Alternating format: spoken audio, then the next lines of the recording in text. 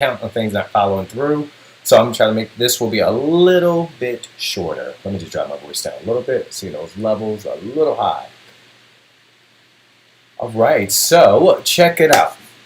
So today we're taking a break and we're going to be talking about these questions that I got. And these questions that I've kind of been collecting throughout the week. These are 4 questions. Might end up being a 5th because I feel like I can kind of expand on it. But I'm tackling the questions that people have been asking me, people have been really curious about. All right, so we're not going to do that one. In fact, yeah, it will be 4. I'm not answering that one. That's not very appropriate. Okay, lots of sex questions. Happy to answer those. You can get with me personally, but for right now on broadcast, we're not doing that. But I appreciate that question. I will answer that though personally. All right, so why is love a focus? And this one caught me off guard because it let me know that people weren't listening.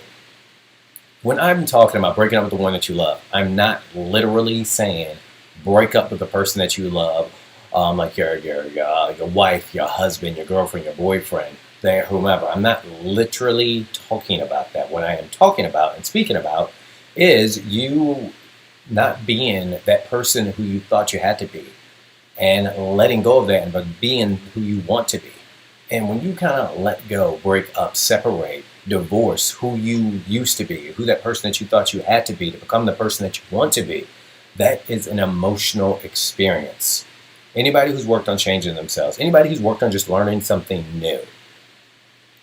Maybe you told yourself for years and years and years when you were a kid, you're like, I'll never ride a bike, I'll never ride a bike. And then you get to this point where you say, I want to ride a bike. Think about that, just the experience of your senses. When you're trying to do something new, you're working on something, doing something that you thought you would never do or something you might have been hesitant to do, maybe you never thought it was for you. It's a state of presence where it's using all your senses.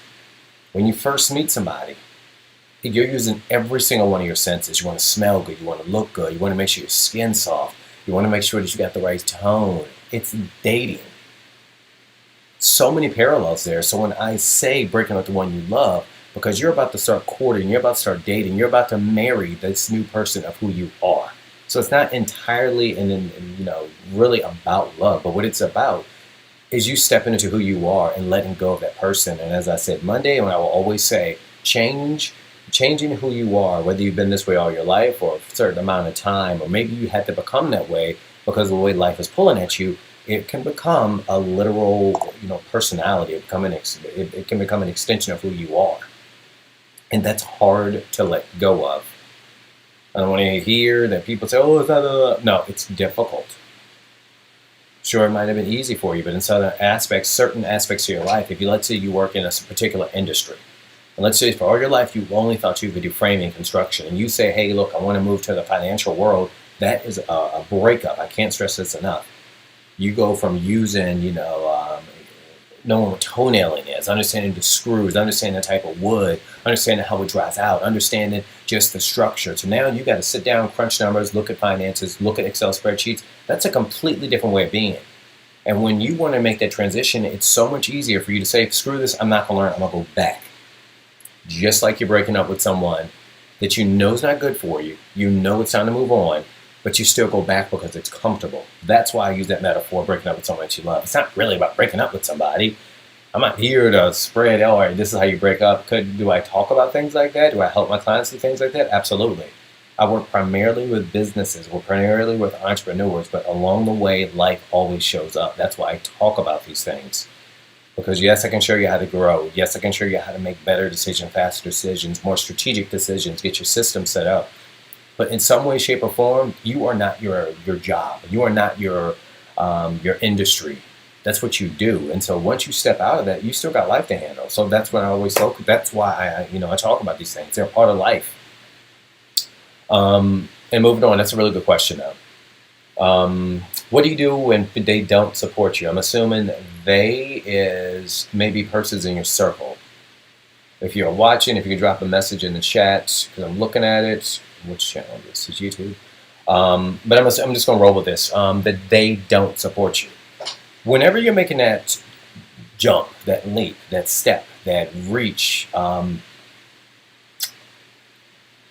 reality of it is, let's be real. People aren't going to be happy about it. They're not. They have seen you where you are and they've gotten comfortable with it. They have. I remember, and I've talked about this before when I was a bartender, I hated every second of being a bartender. I managed it, but well, excuse me, let me take that back. Towards the end, I started hating every second, and I wanted to be when I was done being a bartender years and years and years ago. People didn't want to let me move out of that industry. When I say let me, it was just, well, why do you want to leave, Vernon? Well, why? You should be happy. And it's, I didn't get that support. And so I know this very well because people can expect to see you there. And it's not that they don't like you largely. It's just they just come to expect that they can know who you are. People like consistency. People like knowing that they know what to expect, even when it's a particular role that you might not like. But when you're not getting that support, this is why I'm always talking about being your own booster. This is why I do this Monday through Friday. Because it might not make sense to you. This is stupid. This is silly. I know this. I never thought about it that way. That's good food for thought. And you might almost kind of take it in a flippant tone. But when it's relevant, when the support is needed, when you just need to hear some words other than yours, that's when that matters. So start seeking maybe some persons or people that you could kind of follow. I'm a huge fanatic of following people on YouTube that you can connect with. Not everybody. Not everybody. But find persons, people, entities that you can kind of agree with. Another thing is I'm always talking about is making sure, and this really goes in conjunction with what I'm just saying, be in environments that are supporting you moving forward. So if your partner, if your loved ones, your family aren't supporting you, are you a part of any local communities? Like online, are you making sure that you're having at least 1 or 2 meetings with people who are doing what you're doing in entrepreneurship? It can be very isolating. And so this type of support that you might need, especially if you're new to this, you might not have it yet. So, and create it. You got to go out there and you got to reach for people because there are lots of people who are doing lots of really cool things you probably want to be a part of. But if you're not putting yourself out there, don't be surprised you're not getting the support. I talked to 125 agents yesterday. Really great people. You know who you are.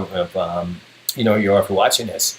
But one of the things I've been getting on everybody about, especially these last 30 days, this Q4 of the year, because it's my last day of November, is so many people are afraid to put themselves out there right now. What are they going to say? What are they going to think? You got to put yourself out there.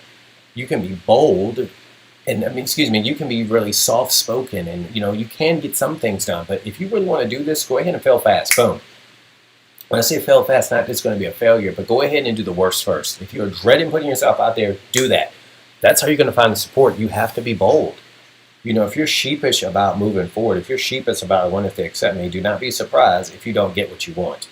Or if you do get it, it's going to trickle in, which is going to lead to the fact that you're thinking, maybe this isn't for me because everyone else got it so easy. Put yourself out there and get that support. Ask for the support. Lean on others for the support. Reach out if you like the support. But when people don't support you, that's when you have to double down and try to get creative. That's when you have to sit back and listen to those songs, watch those movies. Moana, one of my favorite movies. When I'm feeling like, hey, what the heck is going on in my life? What's going on in my business? What's going on? I watch the movie Moana. That's how I get my support. Corny, funny, say whatever you want about it, but look at this. It keeps me going. That's what matters. So create the support. That's a good question too. Oh, here's a good one. Can you move ahead, and thank you for this. Can you move ahead and still be the same person? So it's going to the whole impetus behind this broadcast this week. Yes, you can move ahead and move forward. As I used that Tom Hanks, castaway metaphor. You don't let go of every single thing. Maybe you want to make some drastic changes. I've made drastic changes. I've helped make people drastic changes, but essentially it's still going to be you. Most people think they have to change their every way of being and thinking they're going to have to completely start over. No. In many cases, one, maybe 2 things. Lydia was talking with yesterday. The thing that got in her way is that she thought that she had to operate, how she used to be and always catering. She didn't have to cater anymore. That was the biggest hang-up. Give people a chance to figure things out themselves on their own. And that was a role for her. That was a big part of how she felt as though she had to operate. She's a mother. She's a nurturer. You can see she's got that, excuse me. There we go. She got that really caring spirit and heart in her. And it wasn't that she had to let go of that. She just had to adjust it and maybe not make it a step 1, but kind of a step 3. So for her to be successful, she had to start letting people know and delegate. She had to start letting people know and communicate. She had to start letting people know what she needed from them specifically before she would take it up to herself and wearing herself out. So you don't ever really need to let go of everything. Most times it's a little bit. It's just a little bit. Last week, the Talk with the Entrepreneur, I put that offer out there, still out there if someone's interested. Really successful guy, I've always admired him. And I'm hearing where his business is stuck, and I'm hearing where things are going, and, kind of in line with this, he just wasn't making enough offers. That was it. He doesn't really need to let go. It's more about adding in that case. How many offers are you making? If you're not making offers, don't be surprised if no one's buying or purchasing. And, those are the things that, you don't have to really let go of. Just have to do something different. Gosh, excuse my voice. Oh, there we go. Boom. So that's a good question. But you don't need to let go of who you are. In many cases, it's more so adjusting. And in lots of cases, people are watching what I'm talking about. We just have to make some adjustments to what you're looking at. So many times, here's something else that people focus on the little things and don't just really do that one big thing that could make things differently, make a huge impact. I call it the rule of 3 in my practice. If you can only do 3 moves to get you where you need to be, what would you do right now? Only 3. And when you ask questions like that, and when you look at things like that, and about adjusting, well, gosh, I have to let go of who I am. No, you just have to get really clear on what you need to do. Most of the time, people are pussyfooting with stuff. It's like, just get to the point. For example, this might help someone. If you're expecting someone to purchase your product, to buy it, but you're not serious about it because you're not acting like you're taking control, you're taking a lead, say, hey, this is what I would like to do, this I can help you, let me know where you're at, and just kind of taking a lead, you can't expect people to purchase things from you. You can't. Why would I be interested in something that you don't even seem completely sold on? But you have to look at things like this, and it's just a turn of different positioning versus you saying, oh, this is what I do. No, as a consumer, what is it like for them when you talk this way? Oh, well, I wouldn't buy it either. Boom, done. So in that many cases, it's just adding a different skill set. So you don't really need to change everything about you. I've never seen anybody who needs to change everything about them. You're great. You just don't realize it yet. Right. And if sometimes it can be the wrong season too. So sometimes I'll talk with people and I'll ask them, all right, so what's been working, what hasn't been working? I'm listening and they're doing things. Sure, they could have maybe followed through a little bit better, could make some tweaks, but essentially it just sounds like it's just bad timing. Bad timing. And sometimes bad timing, you'll take it as something wrong with you. It's bad timing. That's what it is, not you.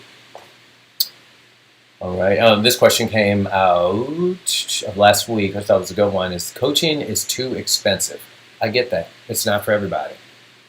But that doesn't mean that you don't have other options. There are other things that you can do. I'm actually launching my program this week, Own Your Happy.